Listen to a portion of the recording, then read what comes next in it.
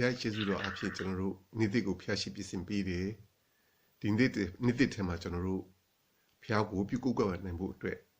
Pia Gaudi Baby Sudan Sakaya, no? And another Goshin, a part time sort of Pia, growing Namara Chimamai. Grow the community Pia, you know, Netjawara Muto, a shame, a session of Pia, Jimmy Pia, Janogo, the Dini Chishu dear, Gaudi Baby, Nias in a Mazani, the Jesu Demare. Jano Chini, Mimurama Janogo, the Dini Chishu be, Gaudi Baby Pia, Janone, Broma, Quema Copy, Janogo, Southane Pia, Grogo Jesu Demare, Nithe, grow letter to Sakapare. Janori seizing would letter to Anamare, growing Namaro. Grow Janda la di day, Gomia who go to die Nalene by me jaw,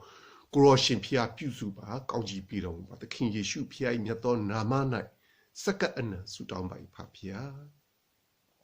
Amen. Amen. Pia Jesudo up here, General Dini.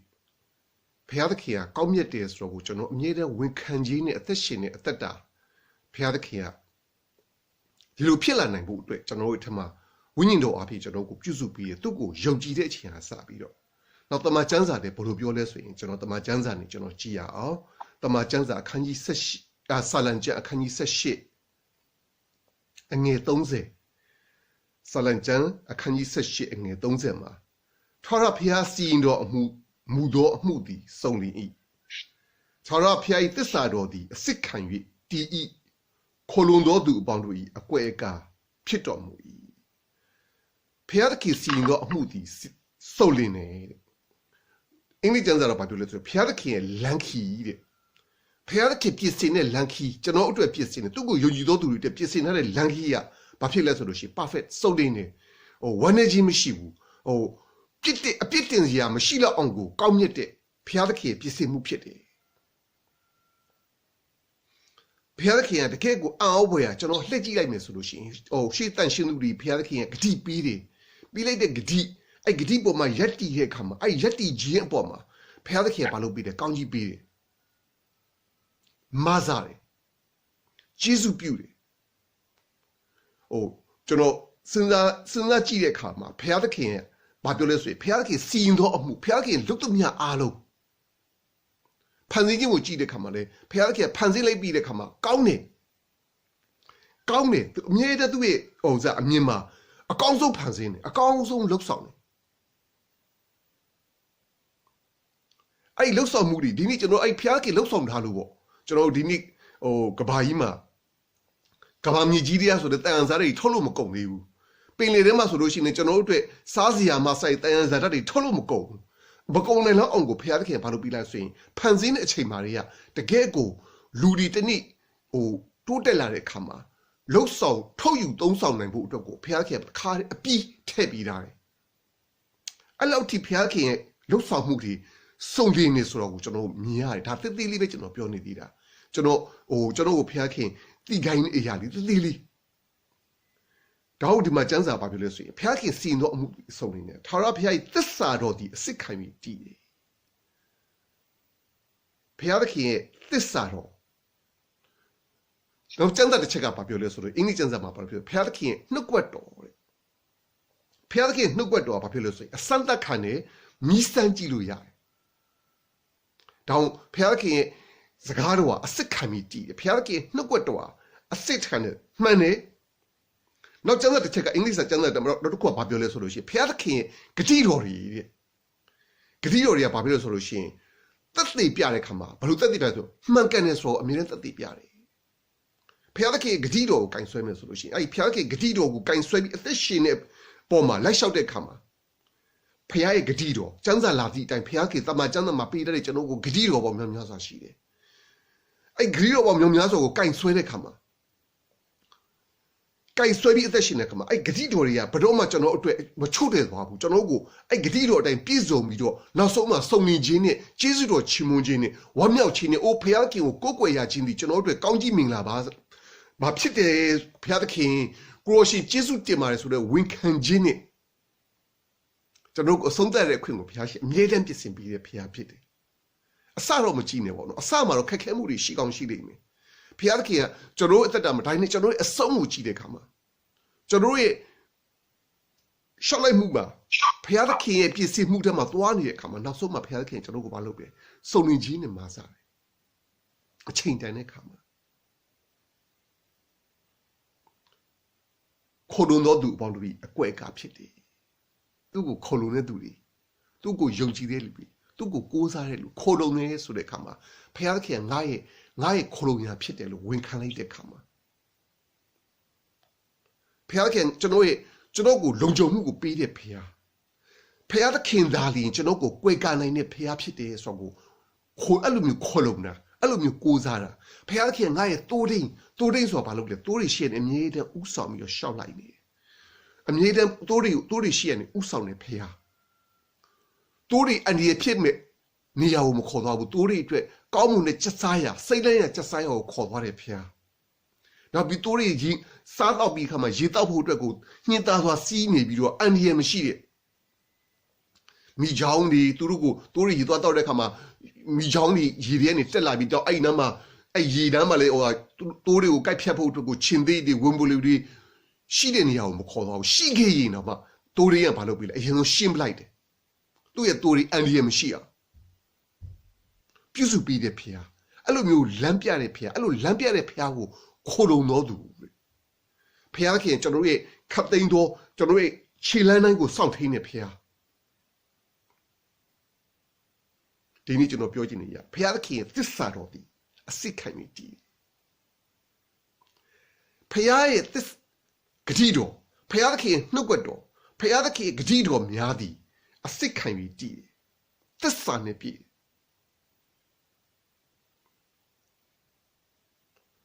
ကောင်းမြတ်တဲ့ဖျားသခင်ဖြစ်တယ်အဲ့လိုမျိုးဖျားသခင်တည်တဲ့ဖျားဘယ်လိုဖျားလဲဆိုလို့ရှိရင်စံစာပါပြောလို့ဆိုရင်အဲ့လိုဂတိတည်တဲ့ဖျားရဲ့နှလုံးသားဘယ်လိုနှလုံးသားရှိတယ်သိလားကျွန်တော်စံစာလေးဖတ်ပြမယ်ယေရမိအနာဂတိကျမ်းခန်းကြီး31အငယ်3မှာစံစာပါပြောလို့ဆိုရင်ဖျားရဲ့နှလုံးသားဘယ်လိုနှလုံးသားလဲဆိုတော့စံစာဖော်ပြထားတယ်ယေရမိအနာဂတိကျမ်းခန်းကြီး31အငယ်3မှာ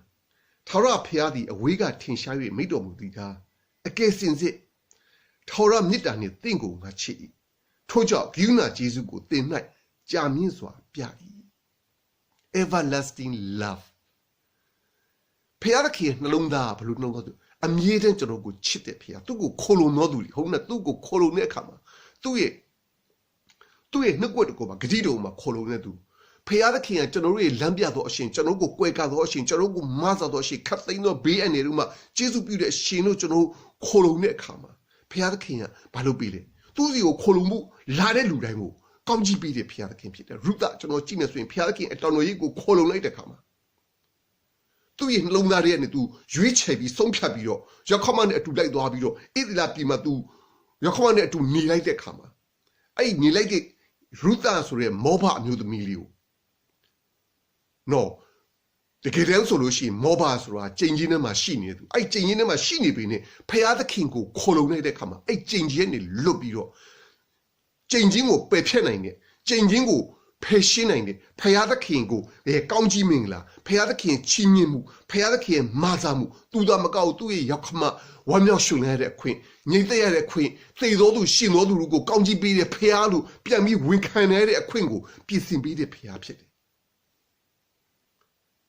ရွေးချယ်ခြင်းဘယ်ပေါ်မှာရွေးချယ်တယ်သစ္စာနဲ့တည်တဲ့ဖျားသခင်ရဲ့ဂိယူနာတော်ဖျားသခင်ရဲ့မာစာခြင်းဖျားသခင်ရဲ့သစ္စာတော်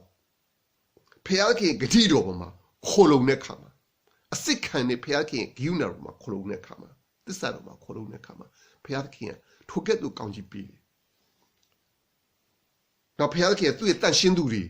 သူ့ရဲ့လူတွေရဲ့နှုတ်ကပြောလိုက်တဲ့စကားကိုလည်းတည်စီတဲ့ဖျားသခင်ဖြစ်တယ်။ကျွန်တော်နေမန်ဆိုလို့ရှိရင်ရှုရိရှင်ပြီးရဲ့အာကိုတဲ့ဗိုလ်ချုပ်ကြီးဓမ္မရောက်စဉ်စတောတာဆောင်ခန်းကြီး9မှာရှိတွေ့ရတယ်ခန်းကြီး1ကနေငွေ15တိကြည့်မှာဆိုနေမန်နဲ့ပတ်သက်လို့အကြောင်းအရာလေးတွေ့ရတယ်နေမန်ထိုကဲ့သို့စစ်တိုက်တိုင်းမှာအောင်မြင်ဖို့အတွက်ရှုရိရှင်ပြီးရဲ့တိုက်တိုင်းမှာအောင်မြင်ဖို့အတွက်မားစားတဲ့သူဟာဘာလို့လဲဖျားသခင်ယုံကြည်သူမဟုတ်ဘူးနော်မယုံကြည်ဘူးဒါနဲ့ဖျားသခင်ကခတ်သိမ်းသောလူတွေရဲ့တွာလာလှူရှားမှုတွေမှာခတ်သိမ်းသောလူတွေရဲ့အသက်ရှင်ခြင်းတွေမှာယုံကြည်ဖြစ်စေမယုံကြည်ဖြစ်စေဖျားသခင်ရဲ့ပြင်ဆင်မှုနဲ့ဖျားသခင်အုပ်စိုးမှုအမြဲတမ်းရှိနေတယ်နူနာဆွဲတဲ့ခါမှာ对嘛系列都潘那的舅妈里，一直在舅妈里，但是呢，偏过过过的，他说但是呢，偏的听过过过的路牛啊，生得来的，阿布兰生得来的舅妈里啊呢，在人比来的，偏的听的米里巴贝，阿布兰的米里巴贝，他呢舅妈偏的钱的系列，舅妈偏你也的钱的系巴的，他呢你也被呢对谁的个舅妈谁的嘛个，但是呢偏过过过的，对那龙达，偏的听七的那龙达谁的系列看嘛。都过两嘛花呢潘那边面，谁书记阿卡拉他记必定你们西边呢把路的都得看的，得看买看么的，你们对，一直在比过多，哎嘛 ，prophet 系列，偏的看系列，都不离偏的看东的 prophet 偏的看背这个这个背的，我为啥的 prophet 要多路线，那表里面，反正这个背来的干嘛？你们多的干嘛？要的。一直是米个沙贝的，一直是米么真来哎嘛，把路嘞，我就明你们把路嘞说了些。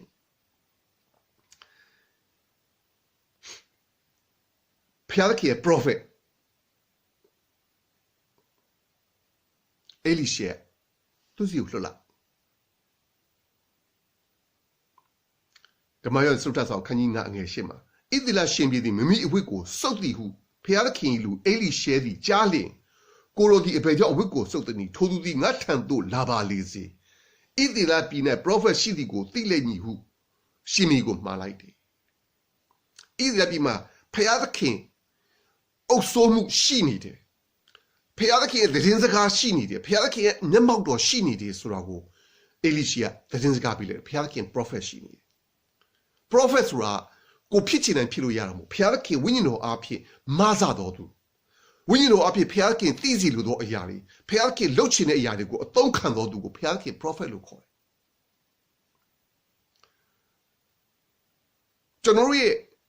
prophet 偏那部这个，八百路阿来说先，偏要见过用机，偏要见过苗机，偏要见啊路阿路先，就那个把路比的，为你阿皮奥索比哦，马萨比对的人是看阿皮，路里个高你明了，啊这些呢偏要过地步，投资边，啊这些呢偏要过过过来那部。偏要看温尼诺阿片透露过多呢，你嘛埃里些偏要看埃利亚的他，埃利亚那啥都高你个当个的路，你们嘞埃里些当个的苏拉特嘛，苏结束的嘛，的苦，你偏要看，那没来看那偏那部的背的苏拉个背的，都话不来偏要看，你嘛你埃里些拉不是，你们要来看就到马路的，多比有人面嘛，多比有。一多出来的，困难建议出，困难建议呢，没有的，你那表多哩。你们听那 prophet 个都往let定苏当贝路线都表没听呢，letting苏当贝的前年系的路，那么定贝呢，啊没到的看阿片，偏个表述的这个个哪场景阿片呢，按后边没来看那个撇的说一下没意思的，个地路敢说来看嘛，偏个是家伙带来晓得看嘛，你们没有不来，你就你表来的看嘛，说你们有人没他嘛，困难建议那比的看嘛。俺看见俺生理要得看嘛，你们的多也偏的看路吸引的一代，有人民来个个困难建议那的片，对一大的东亚一大个都表面的心情都要，困难建议你来的看嘛，对一大表面东亚个都东亚一大个都表面但心情压力，你那边表情呢？但面压力的压力个怕不了，东亚个都大力啊表暖的。但是，搞担心人家的，偏要看老的，偏要看标准的，偏要看背的个地方，偏要看没多目的是干咯，哎是干哩，巴菲手里呢偏要看，但个老少来晓得看嘛，比如呢困过，背的偏要看，不懂嘛，马拉么都来的了，这都是对过的，偏吧嘛啦，好吧嘛啦，不如偏来不来。ဒီလိုဆိုလို့ရှိရင်တော့မဖြစ်နိုင်ဘူးလားဒီလိုမလုပ်နိုင်ဘူးလားဖယားသခင်လုံမဲ့အစီအစဉ်ကိုကျွန်တော်ရဲ့အတွေးခေါ်နေကျွန်တော်ကတခါလေကြောက်လို့ရှိရင်အကန့်အသတ်တွေလုပ်တယ်လမ်းကြောင်းတွေပေးတယ်ဖယားဒီလိုလုပ်လိုက်ပါလားဖယားဒီလိုလုပ်ပေးပါလားဖယားဒီလိုလုပ်မယ်ထင်တယ်ကျွန်တော်အထင်နေနဲ့လည်းကျွန်တော်လုပ်တယ်ကျွန်တော်ရဲ့အသက်တာမှာဖယားသခင်ဖြစ်စီချင်တာဖယားရဲ့ဂတိတော်ဖယားခင်သမာကျမ်းစာဘလို့ပြောတယ်သမာကျမ်းစာပြောသည့်အတိုင်းဟုံးနာကျမ်းစာပါပြီလေဖယားချစ်တတ်တဲ့နှလုံးသားရှိတယ် 타오라 밑단에 치대 피하기 날롱다네 치대 피하기 폐야의 밑다고 나래면 소이니 폐야 그디도 저는 간소예 폐야의 그디도고 저는 콜롱예리 폐야 나 독하마 빼우 나저 폐야기 고 저는 독하마 빼우 고 저는 치대 폐야의 밑다고 나래도 비 소이니 저는 루니네 무주사로 나 폐야리 나 고괴의 폐야리 나고 치대 아이 치대 밑다 저리 나고 지수 뷰니다 다시 발로리 저는 미에데 폐야kin 마사바 폐야kin 지수 뷰바 지수 뷰바로 뭐 폐야kin 저는 대로 ပြဿ나ဖြစ်နေပြီဒါဟိုက်ပဲပြောလိုက်ယူမရှိသေးတယ်폐야kinဘာလုပ်ပြီးလဲအကောင်းဆုံးပြင်ဆင်ပြီးသွားတယ်မဆာပြီးသွားတယ်ကုညီမဲ့သူတွေကိုပြင်ဆင်ပြီးတယ်မျက်နှာရစီတယ်ကျေးဇူးပြုခြင်းတဲ့သူတွေကိုပြင်ဆင်ပေးထားတယ်အော်ဘွေရ폐야kinမဆာတယ်အဲ့လိုပြောင်းလဲသွားပြီးတဲ့ခါမှာဘာဖြစ်လဲနေမဘာပြောလဲအငယ်15မှာသို့ပြီးမှလိုက်တော်သူပေါတို့နဲ့တကွဖျားသခင်လူထံသို့ပြန်လာပြီးသူရှိ၌ရက်လျက်ဣသီလပြည်မှတပါအဘယ်ပြည်၌မှညဖျားသခင်မရှိသည်ကိုယခုကျွန်ုပ်သိပါ၏တို့ဖြစ်၍ကိုရော၏ကြုံလှူသောအလှူလက်ဆောင်ကိုခံယူတော်မူပါဟုတောင်းလျှောက်လေ၏ဒီလိုမျိုးဖျားခင်အောက်ဘွေရဂတိတီးပြီးသူ့ရဲ့တက်တာမှာဖျားသခင်မာစာကြီးဝိနော်ဖျားရဲ့ကောင်းကြီးမင်္ဂလာဂတိတော်ကြီးပြည့်စုံခြင်းကိုခံစားရတဲ့ခါမှာသူ့ရဲ့ mindset သူ့ရဲ့သိတရားသူ့ရဲ့အတွေးအခေါ်သူ့ရဲ့နှလုံးသားနားလည်သွားတယ်ငါလိုမာနကြီးတယ်ငါလုံတိုင်းဖြစ်တယ်လို့ထင်တဲ့လူငါမလုံနိုင်တာအများကြီးပါလားဖျားသခင်သာလျှင်ခတ်သိမ်းသောအမှုကိုတတ်နိုင်ပါလား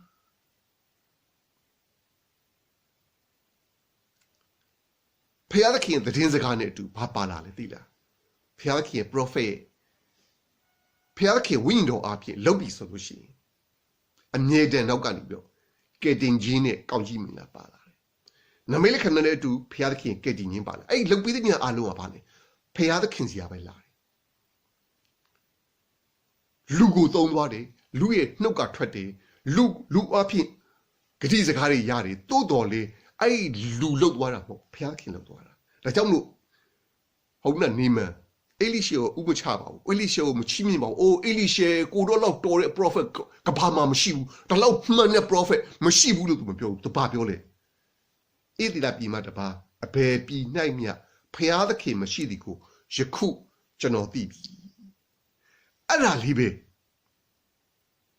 ဖျားသခင်ရဲ့ prophet ရဲ့လှုပ်ဆောင်မှုတွေဖျားသခင်ရဲ့လူတွေရဲ့လှုပ်ဆောင်မှုအားလုံးဟာနောက်ဆုံးအဖြစ်ရပါတယ်ဖျားရဲ့နာမကိုချီးမြှင့်တယ်ဖျားသခင်ရဲ့ဘုန်းတော်ကိုထင်ရှားစေတယ်လူတွေရဲ့နှလုံးသားကိုပြောင်းလဲပြီးအသက်ရှင်တဲ့ဖျားကိုကိုးကွယ်ပြီးဖျားကိုမျက်မှောက်ပြုတော်သူများဖြစ်စေတယ်လူနောက်ကိုလိုက်တော်သူများမဟုတ်ဘူးစက်ကြည့်ပါနေမြန်ပြန်သွားတဲ့ခါမှာကျွန်တော်ဖျားကိုစက်ကိုးကွယ်မယ်အေလိရှဲမှာဂတိစကားပေးပြီးတော့မှသူထွက်သွားတယ်ကျွန်တော်ပြောချင်တယ်ဗျာဖျားသခင်ဂတိတော်ဖျားသခင်လူတွေအဖြစ်ပေးလိုက်တဲ့ဂတိတော်သတင်းစကားတွေဒီအစစ်ခံပြီးတည်တယ်အဲ့အစစ်ခံပြီးတည်အောင်လုပ်ပေးတဲ့သူဒီလေဂတိပေးတော်သူဒီလေဖျားသခင်အစစ်ခံပြီးတည်အောင်လုပ်ပေးတဲ့သူကလည်းဘာတူလဲဖျားသခင်ဖြစ်တယ်ဘာအတွက်လဲလူတွေကောင်းကြီးခံစားဖို့လူတွေကိုဖျားသခင်ရဲ့ချစ်ချင်းမြတ်တာကိုနားလည်ပြီးတော့ဖျားသခင်ကိုကိုးကွယ်လာနိုင်ဖို့အတွက်ဖျားသခင်ကဘာလုပ်ပေးလဲအမြဲတမ်းပြုစုပေးတဲ့ဖျားသခင်ဖြစ်တယ်ဒါကြောင့်မို့ဂတိတော်နှုတ်ကွက်တော်ပါလေမတူလေတမတိရောက်လာတဲ့ခါမှာကျွန်တော်ကြည့်လို့ရှိရင်အစအဦးနဲ့နှုတ်ကွက်တော်ရှိတယ်နှုတ်ကွက်တော်ဒီဖျားသခင်ဖြစ်တယ်နှုတ်ကွက်တော်ဒီလည်းဖျားသခင်ဖြစ်တော်မူ၏ထိုနှုတ်ကွက်တော်ဒီအစအဦးနဲ့ဖျားသခင်နဲ့ရှိတယ်နှုတ်ကွက်တော်ဒီခတ်သိမ်းသောအရာတို့ကိုဖန်ဆင်းတော်မူ၏ဖန်ဆင်းတော်မူခြင်းနဲ့ကင်းလွတ်လပ်ဖြစ်သောအရာစုံတစ်ခုမှမရှိထိုနှုတ်ကွက်တော်နဲ့အသက်ရှိ၏ထိုအသက်ဒီလည်းလူတို့၏အလင်းဖြစ်တယ်မတူလေခရစ်တော်သခင်ယေရှုကခရစ်တော်သခင်ယေရှုဒီငါဘာဖြစ်လဲငါဒီလမ်းကြီးဖြစ်တယ်တမန်တရားဖြစ်တယ်အသက်လည်းဖြစ်တယ်သခင်ယေရှုဒီကျွန်တော်တို့ယနေ့အသက်ဖြစ်တယ်ကျွန်တော်ရဲ့ဂတိတော်ဖြစ်တယ်ကျွန်တော်တို့ခရစ်တော်ကိုကင်ဆွဲတဲ့ခါမှာခရစ်တော်ကိုခေါ်လို့တဲ့ခါမှာခရစ်တော်ကိုယုံကြည်တဲ့ခါမှာယုံကြည်ပြီးခရစ်တော်သားလျင်ကျွန်တော်တို့အားကိုးရာခရစ်တော်သားလျင်ကျွန်တော်ရဲ့အဖြစ်ခရစ်တော်သားလျင်ကျွန်တော်တက်သိခံတဲ့ခါမှာအမြဲတမ်းကျွန်တော်ဘာလုပ်လဲသိလားကျွန်တော်ဘရောမဘာသာမပြိုင်ဘူးဘာသာတရားအကြောင်းကျွန်တော်ကိုးကွယ်တဲ့အသက်ရှင်တဲ့ကျွန်တော်ကိုးကွယ်တဲ့ဘုရားအကြောင်းကျွန်တော်တင်ပြမယ်နော်ဆိုပြီးကျွန်တော်အမြဲတမ်းသခင်ယေရှုဟာလာဝကတဲ့မှာအသေးခံနေကျွန်တော်အပြစ်တွေသင်္ကြန်တွေ တတ်လို့တည်သွားတော့မို့သူ့ရဲ့အသက်ကိုသူစွန့်လိုက်တာအသေးခံလိုက်တာ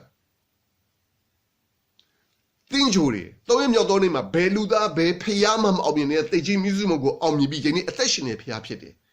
သူ့ကိုယုံကြည်သောသူများတဲ့သူဒီဘာလို့ပေးလဲကျွန်တော်ကိုအပြစ်လွတ်ခြင်းနဲ့ဖြောက်မှတ်ခြင်းကိုပေးတဲ့ဖျားသခင်ဖြစ်တယ်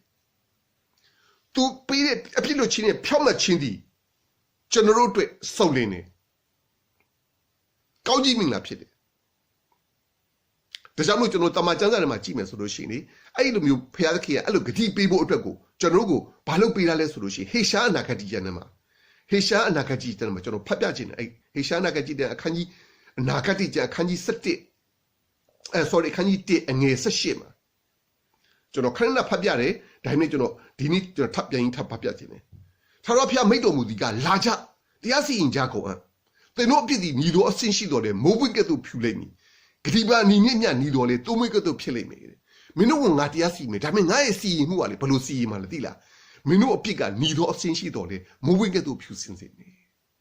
ဂတိပါညီမြင့်မြတ်ညီတော်လေတိုးမွေးကဲ့သို့ဖြစ်စေမယ်ဖျားသခင်ကကောင်းမြတ်လိုက်တာတရားစီရင်မယ်လေပြောသေးတယ်ဒါနဲ့ဖျားသခင်တရားစီရင်မှုကဘာဖြစ်လဲအပြစ်လွတ်ခြင်းဖြစ်နေတယ်ခွင့်လွတ်ခြင်းဖြစ်နေတယ်ဘာလို့ဖော်ပြနေလဲဖျားသခင်ကအကယ်စစ်ထာဝရမေတ္တာနဲ့ချစ်တဲ့ဖျားဖျားသခင်နှလုံးသားကဘာဖြစ်လဲချစ်ပြီးကျေးဇူးပြုခြင်းနေတာခွင့်လွတ်ခြင်းနေတာနောက်သခင်ယေရှုကလောကကိုကြွလာတဲ့ခါမှာငါဒီအပြစ်လွတ်တဲ့ဖျားကျေးဇူးပြုတဲ့ဖျားကျွန်တော်ကြိုးစားမှုနဲ့မဟုတ်ဘူးပြည့်ညက်တရားနဲ့ကြိုးစားပြီးခမရလုတ်တဲ့ညတိုင်းမှာဘယ်တော့မှငြိမ်သက်ခြင်းမခံစားအောင်ကြိုးစားလို့လုံလို့အောင်မြင်သွားရင်ခမရဝမ်းသာမှာပျော်ရွှင်မှာဟုတ်နေမယ်ဒါနဲ့ကြိုးစားလို့မအောင်မြင်တဲ့ခါမှာခမရဝမ်းနေခြင်းနဲ့ကြေကွဲခြင်းမကြံခဲ့လိမ့်မယ်နောင်တတရားတွေကြံခဲ့လိမ့်မယ်ပြင်ပန်းမှုတွေကြံခဲ့လိမ့်မယ်ဝမ်းနေစရာကြီးကြေကွဲစရာကြီးနဲ့သူများရဲ့အပြစ်တင်မှုနဲ့ခမရခံစားလိမ့်မယ်ကျွန်တော်ခံစားရလိမ့်မယ်ကျွန်တော်ခံစားရလိမ့်မယ်မိတ်ဆွေခံစားရလိမ့်မယ်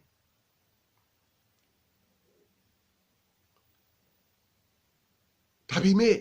ဖျားသခင်မြစ်တာထဲမှာခိုလုံပြီးတော့ဖျားမြစ်တာကိုကျွန်တော်တို့ယုံကြည်စိတ်ချပြီးဖျားကိုအားကိုးခိုလုံတဲ့အခါမှာကျွန်တော်တက်တာတဲ့ဖျားသခင်ဘာလုပ်ပြီးလဲလုံခြုံမှုကိုပြီးတယ်ညီသက်ချင်းကိုပြီးတယ်အစစ်ခံပြီးတည်တယ်ဒီနှုတ်ကတော်လေးကျွန်တော်ကိုသူ့ကိုယုံလိုက်တဲ့အခါမှာဖခင်ရဲ့သားဖြစ်ရတဲ့ခွင့်ကိုပြီးတယ်သခင်ယေရှုကလည်းပဲငါဒီလမ်းကြီးဖြစ်တယ်တမန်တရားလည်းဖြစ်တယ်အသက်လည်းဖြစ်တယ်ငါ့ကိုအမေမပြုဘူးဆိုရင်ဘယ်သူမှဖခင်သခင်စီကိုမရောက်နိုင်ဘူးကျွန်တော်တို့ရွေးစရာလမ်းဒီသခင်ယေရှုပဲဖြစ်တယ်တမန်တရားနှုတ်ကတော်ကျွန်တော်ကိုဖန်ဆင်းနေကျွန်တော်ကိုစုံလင်သောယေရှုကိုပြုခဲ့တယ်ဂတိတော်တွေကိုပြည့်စုံအောင်လုပ်ပေးတယ်ဂတိတော်တွေပေးတယ်ဂတိတော်အားလုံးရဲ့စုံလင်မှုကဘာမှပဲရှိလေတယ်သခင်ယေရှုမှာပဲရှိတယ်ဘယ်ဂတိတော်ကိုပဲကင်ဆဲသခင်ယေရှုနာမ၌ဆိုတဲ့ခရစ်တော်ရဲ့နာမမပါဘူးဆိုရင်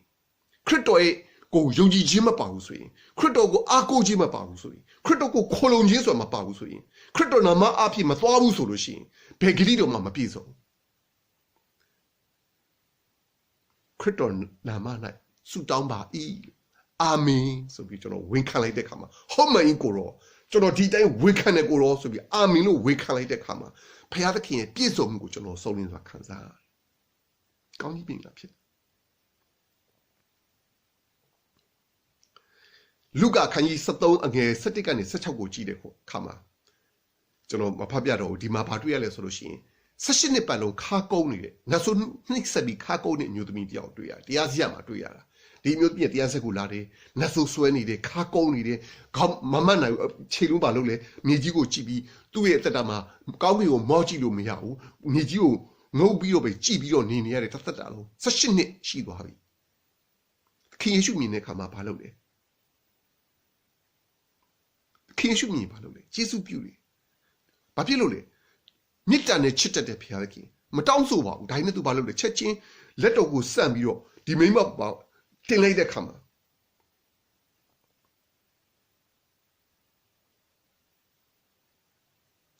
အမိတ်ပေးလိုက်တဲ့ခါမှာအနာရောဂါပျောက်စီလို့အမိတ်ပေးလိုက်တဲ့ခါမှာဒီအမျိုးသမီးပြန်ပြီးမှတ်သွားတယ်ကျမ်းမာလာတဲ့အရာကိုဒီအမျိုးသမီးအသက်တာမှာစုံလင်တဲ့ကောင်းကြီးခံစားရတာကိုဘာသာရေးလုပ်တဲ့ပြည့်ညက်တရားနောက်ကိုလိုက်တဲ့လူတွေဥပုံနေ့မှာဘာအလုံးမှမလုံနဲ့ဆိုတဲ့လူတွေစိတ်ဆိုးတွေဘာသာရေးသမားတွေကစိတ်ဆိုးတွေဖခင်သခင်ကျေးဇူးတရားဖခင်သခင်ဂုဏ်နဲ့တရားကိုမြင်တဲ့အခါမှာဒီ ပြည့်ညက်တရားကိုကင်ဆွဲတဲ့လူတွေကမကြည်နပ်ဘူးဘာဖြစ်လို့ပြည့်ညက်တရားကိုလွန်ကျူးရတာလေကျေးဇူးတရားလုပ်နေရတာလေ16နှစ်ပတ်လုံးအာဗြဟံရဲ့သမီးအာဗြဟံကနေစစ်သက်လာတဲ့ဂတိတော်ဖခင်ဂတိတော်တွေကိုခံစားဖို့အတွက်ကိုစဉ်သက်လာတဲ့သွေးသားအဖြစ်ဂတိတော်ခံစားတဲ့အာဗြဟံသမီးဒီသမီးရဲ့ခါကုန်းနေဟာစာဒနှိမ့်ဆက်ပြီး16နှစ်ပတ်လုံးစာဒနှိမ့်ဆက်ပြီးတော့ခါကုန်းနေတဲ့မြို့သမီးကိုသခင်ယေရှုကျေးဇူးပြုလိုက်တဲ့အရာကိုဘာသာရေးလုပ်နေတဲ့ပြည့်ညက်တရားထဲမှာကင်ဆွဲပြီးပြည့်ညက်တရားထဲမှာရက်တည်ပြီးပြည့်ညက်တရားသာပြည့်ညက်တရားအတိုင်းကျင့်ဆောင်ရမယ်ဆိုတဲ့ဘာသာရေးလုပ်တော်သူဖះကိုကိုးကွယ်တော်သူလို့ကျွန်တော်ပြောဘာသာရေးလုပ်တော်သူပြည့်ညက်တရားအတိုင်းလုပ်ကိုလုပ်ရမယ်ဆိုတဲ့ခံယူချက်ရှိတဲ့ဘာသာရေးလုပ်တော်သူကဘာလို့လဲစိတ်ဆိုးတယ်ကျေးဇူးတရားကိုမြင်တဲ့အခါမှာကျေးဇူးတရားအမှုကိုလုပ်တဲ့အခါမှာသခင်ယေရှုရဲ့ကျေးဇူးတရားကိုမြင်တဲ့အခါမှာစိတ်ဆိုးတယ်စိတ်ဆိုးတဲ့အခါမှာဘာလုပ်လဲသခင်ယေရှုကငါကျေးဇူးပြုတာဖះရှင်နာမနာဖះရဲ့ဥပုသ်နေ့မှာဖះခင်ကိုကိုးကွယ်ရနေမှာဖះခင်နာမ၌ကျေးဇူးတရားကိုခံစားဖို့ကျေးဇူးတရားကိုလုပ်ပြီးတဲ့အရာကိုမစိတ်ဆိုးရလားသခင်ယေရှုပါပြောလေကျွန်တော်ဒါလေးဖတ်ပြခြင်းနဲ့လုကာ73:15မှာသခင်ဖះကလည်းလျှို့ဝှက်တော်သူတင်တို့ရှိသမျှသည်ဥပုသ်နေ့၌မြင်းနွားကိုတင်းကုန်းမှလှုပ်၍ရီတိုက်ချင်းကစောင်းသွားတတ်သည်မဟုတ်လောမင်းတို့တော်မလီတဲ့ဘာမှမဟုတ်တဲ့မြင်းတွေနွားတွေရင်ငတ်တဲ့ခါမှာရေတောက်ဖို့အတွက်ကိုနွားတင်းကုန်းကနေပြီးတော့ဘာလုပ်လဲရီတိုက်ဖို့အတွက်လွတ်တတ်တယ်မဟုတ်လားဒီနေ့ငယ်16မှာ18နှစ်ပတ်လုံးစာတန်ချီနှောင်သောအာဗြဟံသမီးဖြစ်သောထိုဤမိန်းမကိုဤချီနှောင်ခြင်းမှာဥပုသ်နေ့၌မလွတ်ရသလိုဟုမိတ်တော်မူ၏ဒါကြောင့်မလို့ကျေးဇူးတရားနဲ့ပြည့်ညက်တရားအမြဲတမ်းပါလို့လေစန့်ကျင်ပဲဒါကြောင့်မလို့ဖခင်သခင်မှာပြောလေ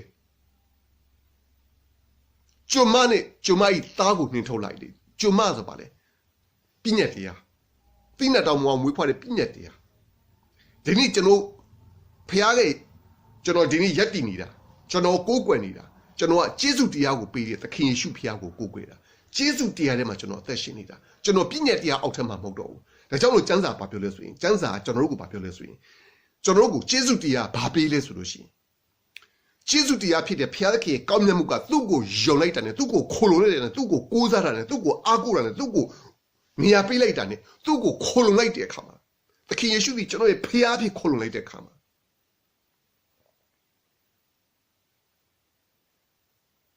တော့ကျွန်တော်တက်တိခံတဲ့အခါမှာဟုတ်တယ်ကျွန်တော်ပြောလို့အမြဲတမ်းအသေးခံနေသင်ကြိုတဲ့တောမြတ်တော်မှာရှင်မြေသမုတ်တွေယနေ့အသက်ရှင်နေဖျားဖြစ်တယ်ကျွန်တော်ရဲ့တက်တိခံကြီးကဒါလေးပဲကျွန်တော်ဘယ်တော့မှဘာသာတရားမပြဘူးအဲ့ဒီထက်မှဖျားသခင်ကဘာလုပ်ပြီးလဲသူ့ရဲ့အသက်ရှင်ခြင်းနဲ့မှာဒီလူကိုနောင်တပေးတယ်သွန်သင်မှုကိုပေးတယ်ပြုစုမှုကိုပေးတယ်ဟုတ်ပြီကျွန်တော်ဟုတ်နဲ့ပြောတဲ့စံစာလေးကျွန်တော်ပြောမယ်ကောလောသဲဩရာစာအခန်းကြီး1အငယ်7ကနေ14မှာဖျားသခင်ကိုယုံကြည်ကိုးစွာခိုလုံတော်သူတွေအတွက်ဖျားရဲ့ပြည့်စုံမှုကဘာလဲဆိုရင်အလေးနိုင်နေသောတန်ရှင်းသူတို့၏အမွေကိုငါတို့သည်ဆက်ဆံဝင်စားတိုင်းမိအကြောင်းကျေးဇူးပြုတော်မူ၏အလင်းမှနေပြီးတန်ရှင်းသူတွေအမှောင်လေးမှနေတာမဟုတ်ဘူးနော်အလင်းမှနေသောတန်ရှင်းသူတွေဖျားသတ်မှတ်တဲ့တန်ရှင်းသူလူတွေသတ်မှတ်တဲ့တန်ရှင်းသူမဟုတ်ဘူးပြည့်ညက်တရားတွေကိုကျင့်နေတဲ့ဥပုံနေ့မှာရှေ့ဆုံးမှာတက်တက်နန်းနဲ့ကျွန်တော်တို့ဥစားအကျင့်တရားတွေနဲ့စုံနေပါတယ်ဆိုပြီးတော့လက်သီးလက်မောင်းတက်တဲ့သူတွေမဟုတ်ဘူးဖျားသခင်ပါပြီတန်ရှင်းသူဖျားခင်သတ်မှတ်တဲ့တန်ရှင်းသူအလင်းနိုင်နေသောတန်ရှင်းသူတွေအမွေကိုအမွေဘယ်သူအမွေလဲဖျားခင်ပေးတဲ့အမွေအလင်းမနေတဲ့တန်ရှင်းသူတွေလည်းပေးတဲ့အမွေရမလို့လဲဖျားသခင်ယနေ့သခင်ယေရှုကိုယုံကြည်တဲ့သူလည်းဖျားသခင်ပါပေးလေသားဖျက်တဲ့အခွင့်ကိုပေးတယ်အမွေကျေးဇူးပြုတယ်ဖျားကကျေးဇူးပြုတာနော်ကြိုးစားခိုင်းတာမဟုတ်ဘူးကျင့်မှလို့မပြောဘူးကျေးဇူးပြုတော်မူ၏နောက်တစ်ချက်အငယ်73မှမိုက်တကိုးမှလည်းငါတို့ကိုနှုတ်၍ချစ်တော်မူသောသားတော်ဤနိုင်ငံတို့သို့သွင်းတော်မူ၏အဲ့ကျေးဇူးပြုမှုထဲမှာဘာပါလဲသိလားမှမိုက်တကိုးတဲ့ပြည့်ညက်တရားကျွန်တော်ဘာပြောလဲမင်းမဒီအပြစ်တွေရှိတယ်ဒီအပြစ်တွေရှိတယ်ဒီအပြစ်တွေရှိတယ်ဆိုပြီးကျွန်တော်ကိုလက်ညှိုးထိုးတယ်ပြည့်ညက်တရားကတော့ဘာလို့လဲကျွန်တော်အပြစ်ကိုလမ်းမပေးဘူးကျွန်တော်အပြစ်ကိုပဲဖော်ပြနေတယ်အဲ့ပြစ်ကိုဖော်ပြတဲ့အတွက်ကျွန်တော်ဘာဖြစ်လဲကျွန်တော်ရဲ့အသက်တာမှာငါဒီဘာမှမဟုတ်ပါလားငါဒီအပြစ်သားပါလားငါဘာမှမဟုတ်ဘူးမှမိုက်ကကျွန်တော်ဘာလို့လဲဖုံးလွှမ်းနေတယ်အဲ့လိုမှမိုက်တကူစာတန်းကျွန်တော်ကိုချီနှောင်လာတဲ့မင်းကဒီပြစ်တွေရှိလို့ကြောင့်မင်းကဒီလိုမျိုးယောဂဖြစ်တယ်မင်းကဒီလိုဖြစ်တယ်မာစာရအမျိုးမျိုး ကျွန်တော်အပြစ်တင်တယ်တိုးတော်လေးပဲဖျားသခင်မှာလုပ်ပြီးတယ်မှောင်မိုက်တကိုးမှလည်းဖျားရဲ့ကျေးဇူးတရားရောက်လာတဲ့ခါမှာမှောင်မိုက်တကိုးမှလည်းငါတို့ကိုနှုတ်ယူချစ်တော်မူသောသားတော်၏နိုင်ငံတော်သို့သွင်းတော်မူ၏ဖျားရဲ့ကျေးဇူးတရားသခင်ယေရှုအပြည့်ကျေးဇူးတရားရောက်လာတဲ့ခါမှာကျွန်တော်ကိုမှောင်မိုက်တကိုးကနှုတ်ပြီးတော့ချစ်တော်မူသောဟုတ်လားထာဝရမြတ်တာနဲ့ချစ်တဲ့ဖျားသခင်ရဲ့နိုင်ငံတွေကိုကျွန်တော်ဘာလုပ်လဲသွင်းပေးလိုက်တာမဟုတ်လေဖျားသခင်ကျွန်တော်ဝင်ကျွန်တော်ကိုသွင်းလိုက်တာမဟုတ်ဘူးဖျားကကျေးဇူးပြုပြီးသွင်းပေးလိုက်တာအငယ်14ထိုသားတော်ကြီးအသွေးအဖြစ်အပြစ်လွတ်တော်မူခြင်းဤဟူသောရွေးနှုတ်တော်မူခြင်းကျေးဇူးကိုငါတို့သည်ခံရကြ၏အမြင့်ဆုံးသောဖျားသခင်ရဲ့ကောင်းမြတ်တဲ့ကျေးဇူးပြုမှုကဘာမှလာလဲသိလားထိုသားတော်ကြီးအသွေးအဖြစ်လဝကတိတ်မှာသွန်းသောအသွေးအဖြစ်အပြစ်လွတ်တော်မူခြင်းဤဟူသောရွေးနှုတ်တော်မူခြင်းကျေးဇူးကိုငါတို့ဒီခံရကြတယ်ရွေးနှုတ်တော်မူခြင်းကျေးဇူးကဘာမှလာလဲသိလားသခင်ယေရှုခရစ်တော်ရဲ့အသွေးတော်လဝကတိတ်မှာသွန်းခဲ့တဲ့အသွေးတော်အဲ့သွန်းခဲ့တဲ့အသွေးတော်ဘာဖြစ်လဲအဲ့ရွေးနှုတ်မှုကဘာရလဲမှောင်မိုက်တကူကနေငါတို့ကိုရွေးနှုတ်တယ်ဘလို့ရွေးနှုတ်တယ်ချစ်ချင်းမြတ်တဲ့အပြည့်နဲ့ဘုရားသခင်ကသူ့ရဲ့သားတော်ကိုစွန့်တိတန်အောင်ကျွန်တော်တို့ကိုချစ်တယ်ချစ်ချင်းနဲ့ရွေးနှုတ်လိုက်တာအသေးခံတဲ့သားတော်ဘုရားကလည်းဝမ်းနဲ့ကြည်ကိုရတယ်ကျွန်တော်တို့အပြစ်ကနေလွတ်ဖို့တဲ့ပေးတဲ့ခမည်းတော်ဟောမကြည်ကောပဲနေမလားခမည်းတော်ဖះမကြည်ကောပဲနေမလားစဉ်းစားကြည့်မိသားစုလေးနဲ့ပဲကိုစဉ်းစားကြည့်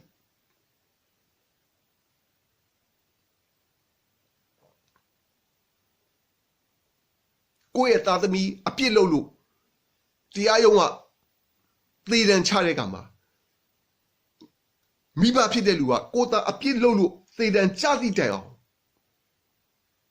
ဝမ်းမြောက်တဲ့မိဘတယောက်မှမရှိပါဘူးဝမ်းနဲ့ကြည်ခွဲတယ်အပြစ်ကအပြစ်ပဲသူ့သားပဲဒါပေမဲ့ဒီမှာသခင်ယေရှုခရစ်တော်ဘာအပြစ်မှမရှိဘူးဒါပေမဲ့သူဖန်ဆင်းတဲ့ကျွန်တော်တို့လူသားအတွက်မိတ်ဆွေတို့ကျွန်တော်တို့အတွက်ကျွန်တော်အပြစ်အတွက်အသွေးကိုသွန်းပြီးတော့အသက်ကိုပေးပြီးတော့လောကတိုင်းပေါ်မှာကျွန်တော်တို့အသေးခံပြီးတော့ကျေးဇူးပြုလိုက်တဲ့အရာဒီနေ့ကျွန်တော်တို့လုံခြုံမှုကိုဖြစ်စီဒါကိုကျမ်းစာပြောတာပေါ့ဘုရားသခင်ဂတိတော်ဘုရားလူကြဆင်းသွားတဲ့အချိန်နဲ့ဂတိပေးလိုက်တယ်ဟုတ်နော်ဟေရှာ1:8မှာမင်းတို့အပြစ်ကိုမိုးပိန်းကတို့ဖြူစင်စေမယ်ဘလို့ဖြူစင်စေမလဲဘုရားဘလို့လုပ်ပြီးမှလဲဘလို့လုပ်ပြီးမှလဲဘုရားဘလို့ဖြူသွားမှလဲကျွန်တော်စူးစမ်းရမှာလားကြည့်ရမှာလားမဟုတ်ဘူးငါပြင်ဆင်ထားတယ်ဗါတယ်သားတော်ဘုရားခင်ယေရှုသွန်းတော်မူသောအသွေးအဖြစ်ကျွန်တော်ကိုမှောင်မိုက်တကောကနေရွေးပြီးဖခင်သခင်ရဲ့အဖြစ်လို့ချင်းနဲ့ဖြောင့်မတ်ခြင်းကိုခံစားဖို့ကျေးဇူးပြုတဲ့ဖခင်ဖြစ်တယ်။ဒါကြောင့်မို့ဖခင်သခင်ရဲ့ဂတိတော်ဖြစ်တယ်။ဂတိတော်အားလုံးရဲ့အချုပ်အခြာဖြစ်တဲ့သခင်ယေရှုခရစ်တော်ကိုယုံကြည်အားကိုးခိုလုံမယ်ဆိုရင်တော့ကျွန်တော်တက်သိခံတဲ့အခါမှာအမြဲတမ်းကျွန်တော်ပြောပြတယ်။ညီးစမ်းကြည့်လိုက်ပါသခင်ယေရှုကိုသခင်ယေရှုအသက်ရှင်နေဆိုရင်ညီးစမ်းကြည့်လိုက်ပါကျွန်တော်အမြဲတမ်းသက်သေခံတယ်အဖြေရပါလိမ့်မယ်တကယ်နှလုံးသားနဲ့ဖခင်သခင်ကိုရှာတဲ့အခါမှာဖခင်အံ့ဖွယ်မဆပါလိမ့်မယ်ဒါကြောင့်ကျွန်တော်ကျမ်းစာပါပြောလေထာဝရဘုရား၏သစ္စာတော်သည်အစစ်ခံပြီးတည်တယ်အစစ်ခံပြီးတည်တဲ့ဘုရားရဲ့ဂတိတော်ဘုရားသခင်ရဲ့စကားတော်ဒီဟုသောသခင်ယေရှုအဲ့ဒီသခင်ယေရှုခိုလုံတော်သူပေါလို့လေဘုရားသခင်ကဘာလုပ်လဲအကွဲအခါဖြစ်တယ်ဒါကြောင့်မို့ကျွန်တော်ဘုရားသခင်ကိုခိုလုံမယ်ဆိုရင်ဘုရားသခင်ကိုကိုးစားမယ်ဆိုရင်သခင်ယေရှုကိုယုံကြည်ပြီးဘုရားခင်ကျွန်တော်ကိုမဆပါသခင်ယေရှုကျွန်တော်ကိုယေရှုပြုပါလို့ကျွန်တော်တို့ဘုရားခင်ရှေ့မှာကျွန်တော်တို့သခင်ယေရှုအားဖြင့်တိုးဝင်တဲ့ခါတိုင်းမှာတင်းအနားမှာလူတစ်ထောင်တင်းလေးရဘက်မှာလူ1,400တော်လေမျက်စိနဲ့မြုံမြပဲရှိနေမကောင်းသောအနေထောင်တွေတင့်စီကိုမချီမကပ်ရအောင်ဖခင်သခင်ကထိုကဲ့သို့ဂတိတည်ပြီးယေရှုပြုတဲ့ဖခင်သခင်ဖြစ်တယ်ဖခင်သခင်ဂတိတော်ဖခင်သခင်ရဲ့မဆာမှုဖခင်သခင်နှုတ်ကပတ်တော်သည်ကျွန်တော်အသက်တာအတွက်လုံခြုံမှုကိုပေးတဲ့သတင်းစကားဖြစ်ပါတယ်ဖခင်ရဲ့ဂတိတော်ကိုခိုလုံပြီးသခင်ယေရှုကိုခိုလုံပြီးကိုးစားပြီးအားကိုးပြီးကျွန်တော်အသက်တာကိုရှောက်လိုက်ကြရအောင်ရောက်တိုင်းကိုဖခင်ရှင်ကောင်းကြီးပေးပါစေခဏလေးဆုတောင်းမယ် Anana the Goshin Patam Sudopia, Jenny the Rinzaka to Jesu Timare, Kuroi Gadido, Kuroi the Rinzaka, Kuroi Nuquatodi, a Theshimare, a Theshine Pia, the King Yeshu Api, Janodi, Jenny Mama the Goma Loli, Kuroi Jesu Nigunaro, Kanzabo Goshim, Mazato of Jesu Timare, Pedo Kama Mapete Gadido, Taura Chichimit and a Piware, Kuroi Nalonda Atwe, Jesu Timare, a job time of Kuroi Chichimita Rema. Kuroi mitago nalebi, kuroi mitarema, Jesu tiago can win can be Jesu tiago, Myanmar bubi, shall I do Jordan people, Council Peter Muba, Mazaro Muba, Kuroi Jesu tiarema, Attachinabu, Kuroshimpia, mitago, Kolombi, Kuroi mitago nalebi, Kuroi mitago nale nabu, Kuroshi Puzu Mutema, Jesu tiarema, Yautango, Council P, Maza, Posama, Jow, Attachinamu, the King Yeshu Pia in Yaton, Namana. Saka Sudamba Papia. Amen. Amen. Amen.